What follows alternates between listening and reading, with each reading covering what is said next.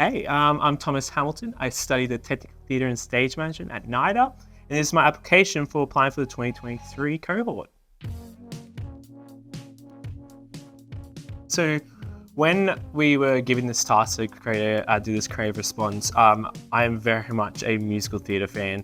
I have always been for a very long time. So I was like, okay, which production should I do?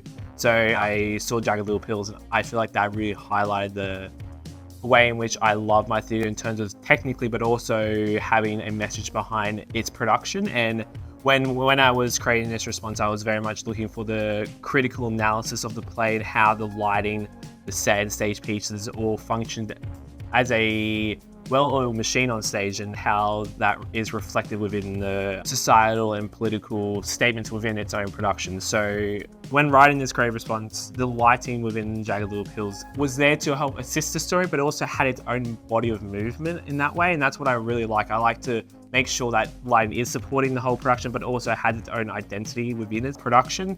So when I was analyzing this, it very much highlights what I want to be doing in the future and how I want to be portraying lighting design. I want to make sure lighting design is its own body as well as it is for the actors and every other element of production. The best way that I've found to get all my ideas on paper that's not in this physical element like we were able to for the second round, but for the first round, being able to dissect exactly why do you choose that play. I feel like that's the most important. So why do you personally want to talk about this play? Because you don't want to just choose a random play or production or whatever it is and just write about it if you have no interest in it. So firstly, why?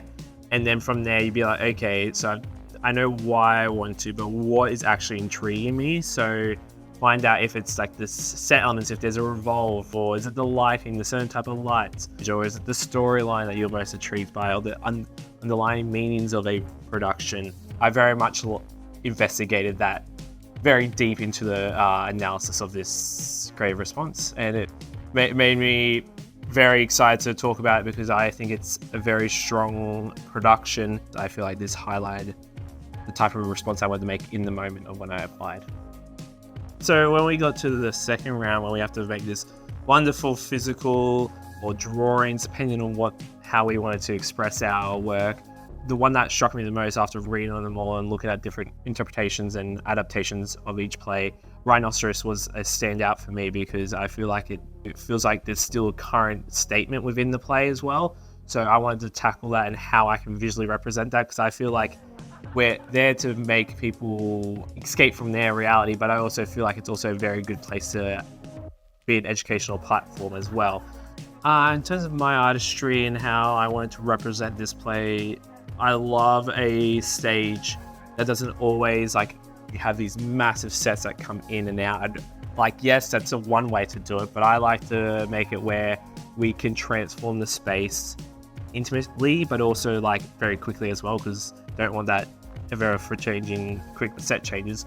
So when I was deciding it, I wanted to use flats that will be able to rotate pretty quickly and within whoopsie daisies in sync to where it will turn to the next scene, as well as being a pivotal part for where at the very end you will have all the columns all in one row, like the Maze Runner, and how society is crippling in its malfunctioning as these flats malfunction throughout the play. And obviously within an application process, you want to represent yourself the best you can. Yeah, for me it was make it so I can actually get all the ideas out of my mind onto this three-dimensional product that I made, and then from there took photos and dissected a bit more for them to be able to see through an online platform, since we weren't there in person. The advice I would give is that don't give up. That's one thing I've learned over the couple of years. Don't be afraid is another one. Just because it's NIDA and it's a much bigger university to possibly high school or wherever you're coming from. Don't be afraid by that, because being you is the best way to get yourself here, as well as anywhere you want to go. So be you, be brave, and don't give up.